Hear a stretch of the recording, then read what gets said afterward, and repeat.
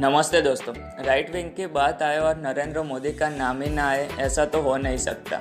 आज का हमारा वीडियो है आपकी अदालत थग लाइफ विद नरेंद्र मोदी। देखिए किस तरह नरेंद्र मोदी हर प्रश्न का उत्तर कितनी समझदारी और सूझबूझ से देते हैं और विरोधियों को अपने शब्दों से ही धूल चटा देते हैं। हम उम्मीद करते हैं कि आपको आज का वीडियो पसंद आएगा।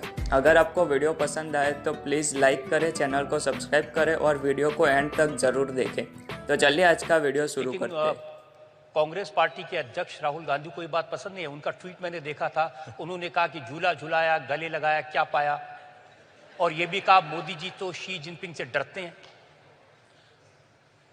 आप कपिल शर्मा के शो की स्क्रिप्ट लिखते हैं क्या?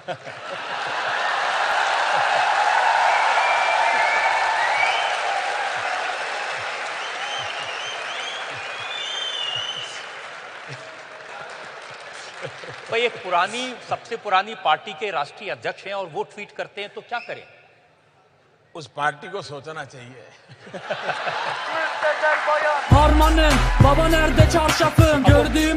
कई दिन से कह रहे थे कि देखिए मसूद अजहर पर फैसला नहीं आया, मसूद अजहर पर फैसला नहीं आया, शी जिनपिंग ने अटका के रोक दिया मोदी जी को। इनकी समस्या ये है कि वो मोदी का पूरा अध्ययन नहीं करते हैं।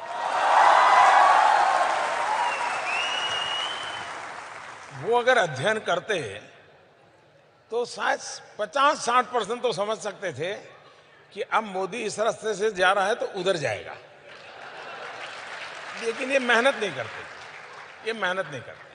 अब ये उनका प्रॉब्लम है। दूसरा, उनको जो बाहर के लोग दाना पानी डालते हैं उसी को उसमें से वो चीज बनाने की कोशिश करते हैं। अब देखिए वो कह रहे हैं कि मसूद अजहर को इलेक्शन के टाइम पे उनको डेजिग्नेट कर दिया टेररिस्ट। तो इनका प्रॉब्लम क्या है? ये पुलवामा हुआ और एकदम चालू पड़ गए, मोदी क्या कर रहा है, मोदी क्या कर रहा है, मोदी क्या कर रहा है।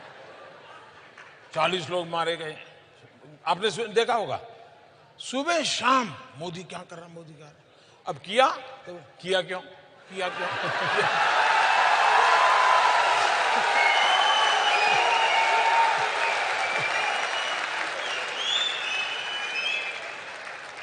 इसलिए या तो वो धीरज रखें, इंतजार करें, मोदी कुछ कर न बैठे।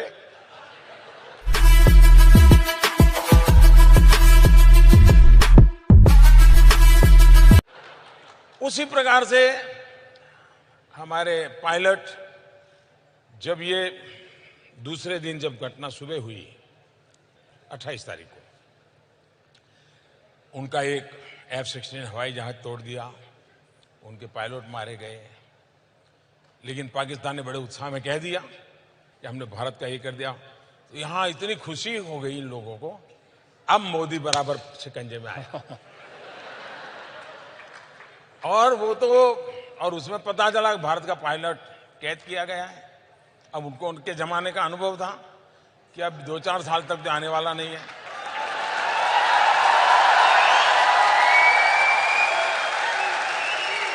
और इसलिए उनको लगा कि पायलट वाला मामला ऐसा है कि मोदी का बालाकोट और 1000 किलो का बम ये सब मिट्टी में मिल जाएगा। और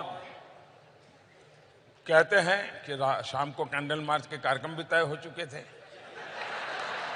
पूरे देश में सूचनाएं जा चुकी थी, और अब मोदी बच नहीं सकता है।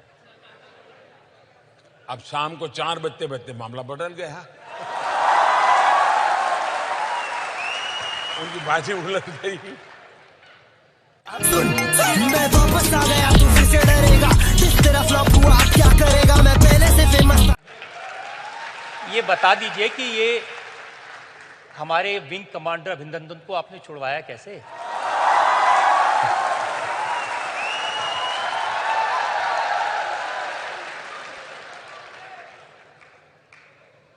वो एक रात थी,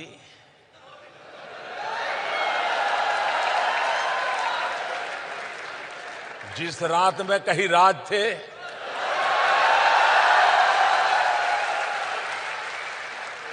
राज को राज ही रहने दीजिए।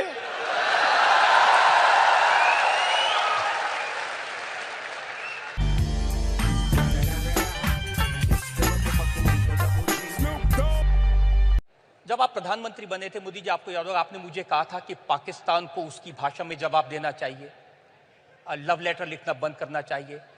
आप प्रधानमंत्री बने, आपने नवाज शरीफ को इनवाइट कर लिया और फिर उनके यहाँ आप बर्थडे मनाने, केक काटने भी चले गए। 2008 में हम लोगों को 26/11 याद है, लेकिन अगर 2008 देखेंगे, शायद ही कोई महीना ऐसा गया है 2008 में जब कहीं न कहीं बड़ा बम धमाका न हुआ और बड़ी संख्या में लोग मारे न गए हो। पूरा 2008 का यही सिलसिला चलता रहा। 26/11 तो एक आखिरी टॉप था, ऐसा कह सकते हैं। इतनी सारी घटनाएं होने के बावजूद भी कुछ नहीं हुआ। और तब जाकर के मैंने कहा था ये, और शायद आपकी अदालत में मैंने एक बार कहा था कि लव लेटर लिखना बंद करो। और आपने देखा होगा वो लव लेटर लिखते थे, मोदी लड़ाकू विमान भेजता है।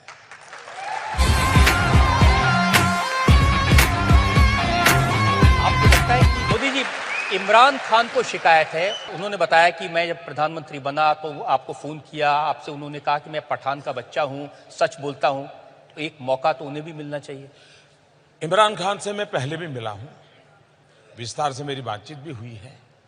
जब वो प्रधानमंत्री यानी उनकी पार्टी के सबसे बड़े नेता चुन करके आए तो मैंने टेलीफोन भी किया था, देश के एक मुखिया के नाते। और तब भी मैंने उनसे कहा था, देखिए इतना बार हमने लड़ाइयां लड़ ली, हर बार आपकी पिटाई हुई।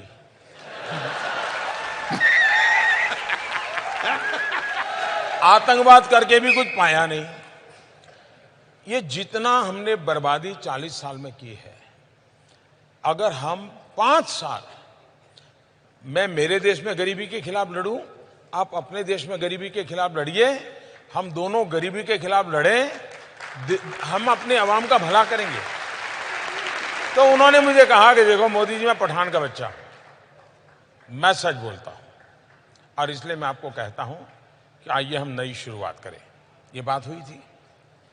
आपने समस्या सुलझा दी, घर में घुस के मारा। आखिरकार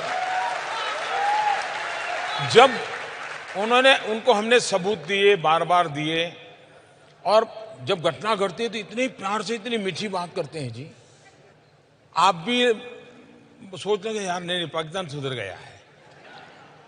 पुलवामा के बाद मैं उनकी बहुत मीठी मीठी बातें मानने को तैयार नहीं था। मैंने कहा भाई आपकी बहुत बातें सुन चुका हूं, आप करते ही नहीं कुछ। हमारे यहाँ इतने लोगों को मार दिया, आपको हमने सबूत दे दिए, हमने एविडेंस दे दिए, उनकी टेलीफोन दे दिए, सब दे दिया, लेकिन आप कहते हैं हम जांच कर रहे हैं, और 10-10 साल हो गए।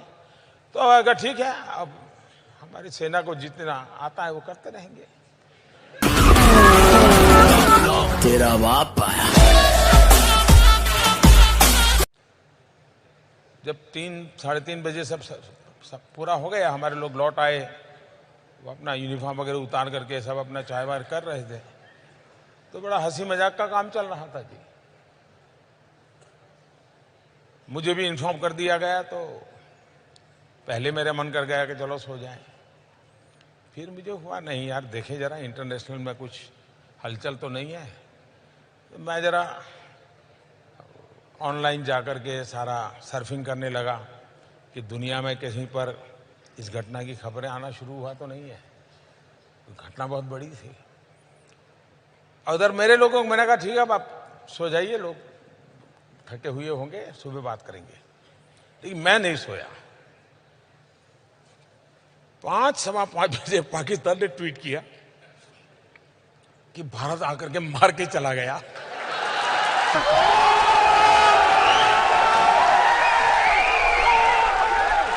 इसके नेता बी के हरिप्रसाद, उन्होंने कहा कि जो पुलवामा में हमला हुआ, ये नरेंद्र मोदी और इमरान खान के बीच मिली भगत थी, ये मैच फिक्सिंग था। कहते भी दीवाने, सुनते भी दीवाने, और सुनाने वाले भी दीवाने।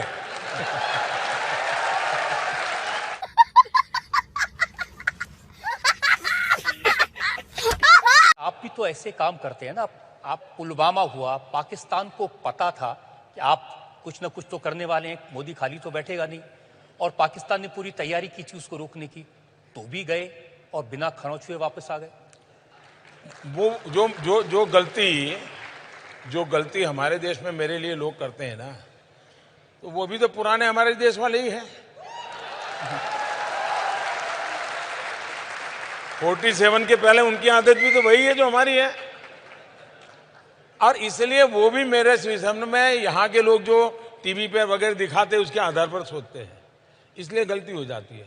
उनको लगा था कि मोदी ने सर्जिकल स्ट्राइक किया था तो इस बार ऐसा कुछ करेगा, तो इसलिए उन्होंने सब वहां पर खड़ा कर दिया, तामझाम पूरा। इवन अफगानिस्तान की बॉर्डर से भी ला करके यहाँ रख दिया, इवन बलूचिस्तान में जो है उनको भी ला करके यहाँ रख दिया, सारे टैंक लगा दिए, राडार लगा दिए, सब लगा दिए। अब हम बजरंग बली की जय कर करके ऊपर से चले।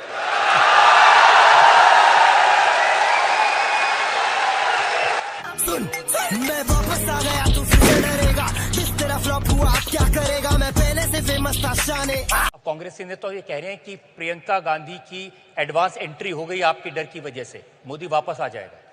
डर अच्छा है, लेकिन एक आदमी ऐसा है जो कहते हैं कि मैं मोदी से नहीं डरता। वो एक डायलॉग है ना, राहुल, नाम तो सुना होगा आपने।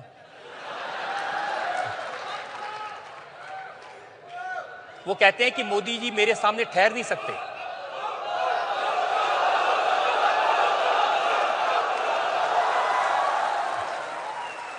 मैंने एक बार सुना था कि धरती कंप आ जाएगा,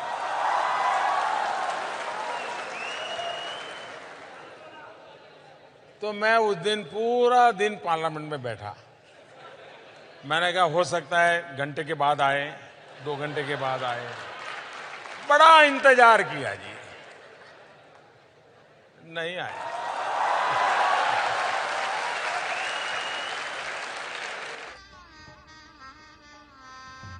गजब बेइज्जती है। अब उनके भाषण हम रोज सुनते हैं, रोज भाषण में ये कहते हैं, देखा मोदी डर गए, देखा मोदी जी का चेहरा छोटा हो गया, देखा मोदी जी मुस्कुरा नहीं रहे। अगर कोई मेरे लिए इतना समय निकालता है तो अच्छी बात है।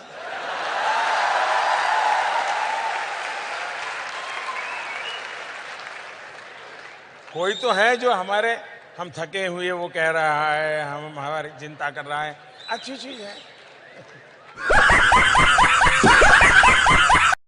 मोदी जी, दिल्ली वाले पूछते हैं कि 5 साल हो गए आपको दिल्ली आए हुए, तो कभी आप आराम करते हैं, कभी रिलैक्स करते हैं, कभी सिनेमा देखते हैं, कभी? ऐसा है कि इन दिनों मनोरंजन देने वाले इतने लोग मैदान में आए हैं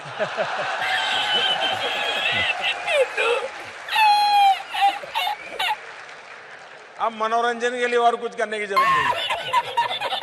आप